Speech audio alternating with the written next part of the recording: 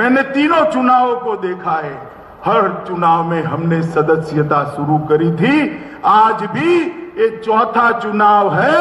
2022 के चुनाव का श्री गणेश आज की सदस्यता अभियान से हम शुरू करें। कल कार्यक्रम देखकर बहुत सारे पत्रकार भाइयों के फोन आए कि भाई 1,86,00,000 आपके सदस्य है, नई सदस्यता काय को, और सिर्फ यूपी में क्यों? मैंने कहा भाई बाकी सारी पार्टियों के लिए चुनाव, बाकी सारी पार्टियों के लिए चुनाव सत्ता हथियाने का जरिया है। भारतीय जनता पार्टी के कार्यकर्ता के लिए चुनाव बाकी सारी पार्टियों के लिए चुनाव सत्ता हथियाने का जरिया है। भारतीय जनता पार्टी के कार्यकर्ता के लिए चुनाव पार्टी की विचारधारा को घर घर पहुंचाने का चुनाव, जनता की समस्या को जानने का चुनाव, सरकार ने किए हुए कामों को लोगों तक पहुंचाने का और हिसाब देने का चुनाव है, और पार्टी का विस्तार करने का चुनाव। हम परिवार नियोजन में तो मानते हैं, मगर जब भाजपा की बात आती है तो ये नियम हम तोड़ देते हैं। सबसे ज्यादा सदस्य भारतीय जनता पार्टी के होने चाहिए। भारतीय जनता पार्टी अपने विस्तार के लिए ज्यादा से ज्यादा प्रयत्नशील होती है, और इसीलिए चुनाव भारतीय जनता पार्टी के लिए सत्ता हथियाने का जरिया नहीं है। चुनाव भारतीय जनता पार्टी के लिए एक लोकतंत्र का महोत्सव है, लोक संपर्क का एक जरिया है, लोक संग्रह का एक जरिया है। लोगों के साथ भारतीय जनता पार्टी का संपर्क, और संपर्क के द्वारा लोगों का संग्रह मतलब सदस्यता कराना, ये भारतीय जनता पार्टी का एक अभियान है। इसके साथ साथ मेरा परिवार भाजपा परिवार, ये अभियान का शुभारंभ हुआ है। लगभग मेरा भारतीय जनता पार्टी के 86 लाख कार्यकर्ता अलग अलग स्थान पर एक्टिवली काम कर रहे। 86 लाख कार्यकर्ता, 46 लाख। ये सबको मेरा आह्वान है, एक भी घर ऐसा न लग जाए जिस घर पर भाजपा का पट्टी न लगा हो। मेरा परिवार भाजपा का परिवार, और जब पट्टी लगाने जाते हैं इनके हालचाल भी पूछना है, और मोदी और योगी सरकार ने किए हुए कामों को भी उन तक पहुंचाना है। मित्रों, ये भारतीय जनता पार्टी है जो लोगों की बातों को जानती है। वो जो आप लेकर आएंगे पार्टी को देंगे। धर्मेंद्र प्रधान और स्वतंत्र देव इसको संकलित कर 2022 से 2027 का अपना चुनावी घोषणा पत्र भी बनाएंगे मित्रों। और एक घोषणा पत्र हमारे यहां कोई एनजीओ नहीं बनाता है। भारतीय जनता पार्टी में घोषणा पत्र कोई सर्वे एजेंसियां नहीं बनाती है। लाखों करोड़ों कार्यकर्ता ये उत्तर प्रदेश की 22 करोड़ की जनता का संपर्क कर उनकी इच्छा को जानकर उनकी इच्छा का एक प्रतिघोष इस घोषणा पत्र में दिखाते हैं। 2017 में भी सैकड़ों रथ निकले थे, लोक संपर्क हुआ था, और उसके बाद घोषणा पत्र हुआ था। मैं आज गर्व के साथ कह सकता हूं, इतने सारे पत्रकार हैं, हमारे घोषणा पत्र को उठाकर देख लीजिए। योगी जी और उनकी टीम ने 90% से ज्यादा वादों को पूरा करने का काम कर दिया। मैं तो हिसाब कर आया हूं यहां, क्योंकि मुझे जवाब देना था। घोषणा पत्र मैंने ही रिलीज किया था, उसका 90% वादा योगी जी ने पूरा कर लिया है। योगी जी अभी 2 महीना बाकी है, जितना हो सके 100% की ओर ले जाइए, तो जनता मानेगी कि भाजपा जो कहती है वो करती है। मगर मित्रों, वो दिखाई पड़ता है और ये सदस्यता अभियान 29 अक्टूबर से पूरे दिसंबर महीने तक, नवंबर और दिसंबर 31 तक चलेगा। मैं सभी कार्यकर्ता को आग्रह करने आया हूं कि उत्तर प्रदेश देश के सबसे युवा प्रदेशों में से, यहां 53% आबादी युवा है। 53% युवाओं को पार्टी के साथ जोड़िए, गरीबों को पार्टी के साथ जोड़िए, महिलाओं को पार्टी के साथ जोड़िए, दलित, पिछड़े, गरीब को पार्टी के साथ जोड़ने का काम भारतीय जनता पार्टी का कार्यकर्ता करे। और इसके साथ साथ पुराने कार्यकर्ता को भी जागरूक करने का काम इस सदस्यता अभियान में भारतीय जनता पार्टी ने करना है।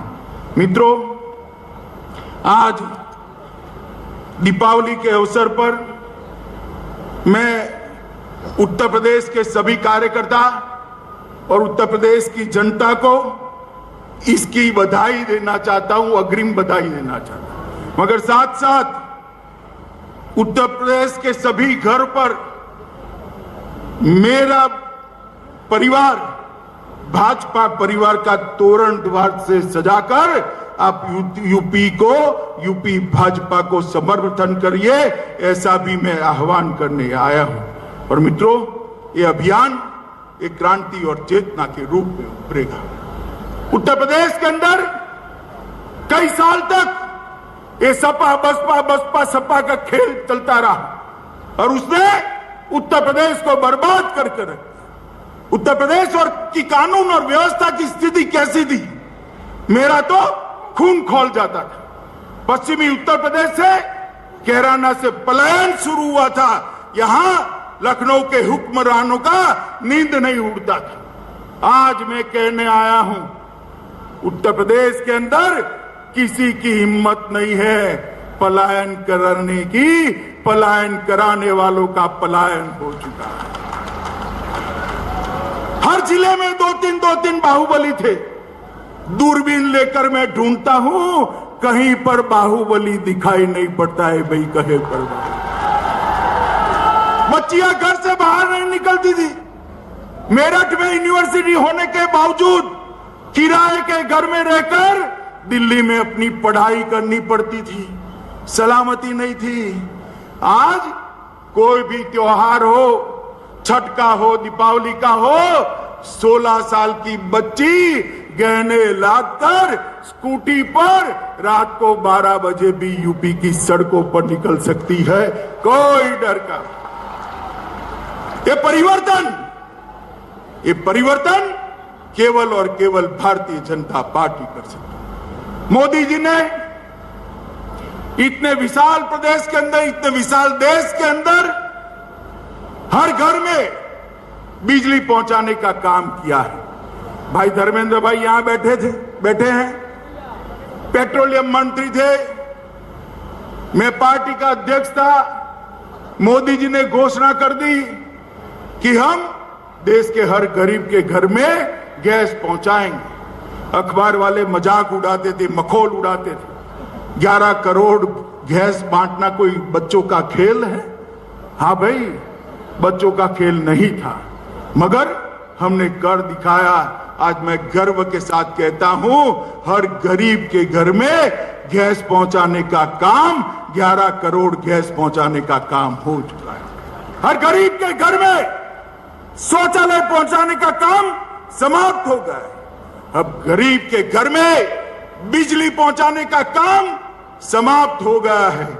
10 करोड़ लोगों को घर देने का 2022 दिसंबर के पहले लक्ष्यांक रखा है, वो भी पूरा हो जाएगा। देश के 60 करोड़ गरीबों को 5 लाख तक का स्वास्थ्य का पूरा खर्चा आज नरेंद्र मोदी और योगी सरकार दे रहे हैं। मित्रों, नरेंद्र मोदी सरकार 60 करोड़ लोगों को 5 लाख तक। अब हर घर में नल से जल पहुंचाने की योजना हाथ में ली है। यूपी में वो योजना भी द्रुत गति से चालू है।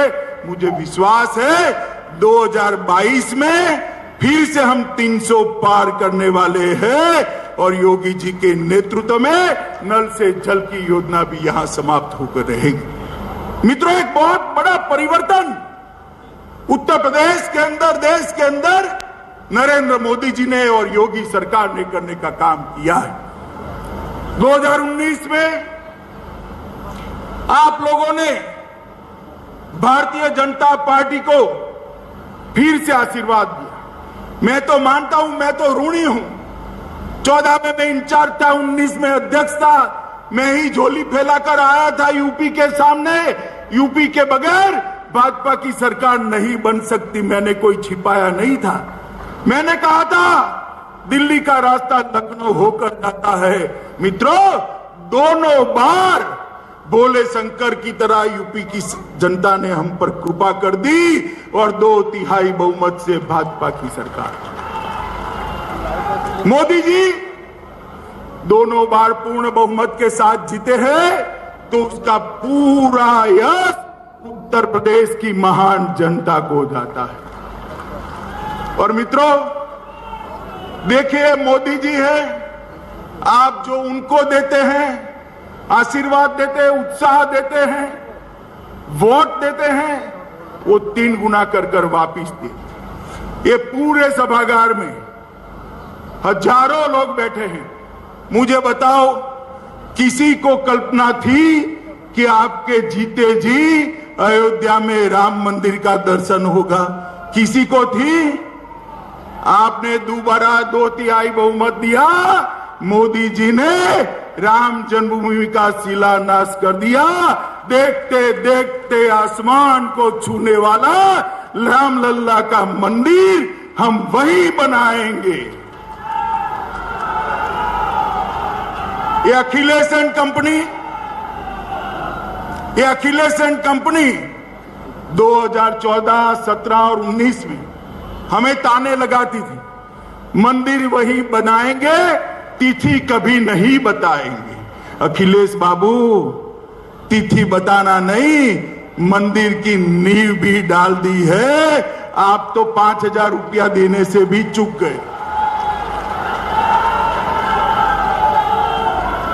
और मैं आपको याद कराने आया हूं, एक जमाना था, आपके पार्टी की सरकार थी, निर्दोष राम भक्तों को गोलियों से भूनने का काम किया था।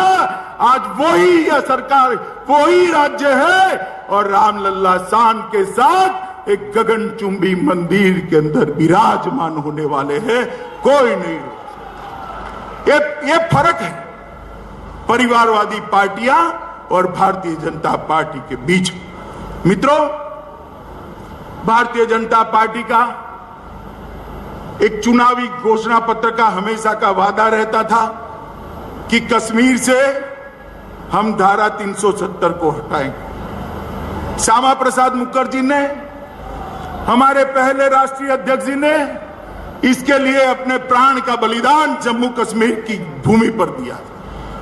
हम हर बार घोषणा पत्र में रखते थे और सोचते थे कब पूरा होगा, कब पूरा होगा, कब पूरा होगा। और देश की जनता भी बड़े धैर्य से राह देख रही थी, कभी तो कोई आएगा और धारा 370 हटाएगा। मित्रों, 19 में पूरा बहुमत मिला, मोदी जी प्रधानमंत्री बने और 5 अगस्त 2019 को धारा 370 और 35 को उखाड़ कर फेंक और भारत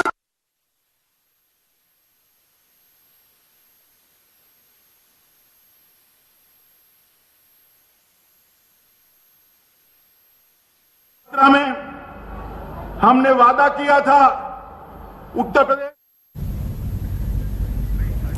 तो गृह मंत्री अमित शाह को आप सुन रहे थे। एक बार फिर से बड़ा ऐलान करते उन्होंने कहा कि 300 के पार बीजेपी एक बार फिर से सीटें जीतेगी उत्तर प्रदेश में, बात 2022 की।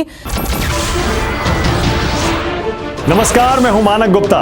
अगर आपको हमारा ये वीडियो पसंद आया हो तो इसे लाइक और शेयर जरूर करें और हां, हमें सब्सक्राइब और फॉलो करना ना भूलें ताकि आप देश और दुनिया की कोई खबर मिस ना करें। तो जुड़े रहिए हमारे साथ और देखते रहिए न्यूज़ 24।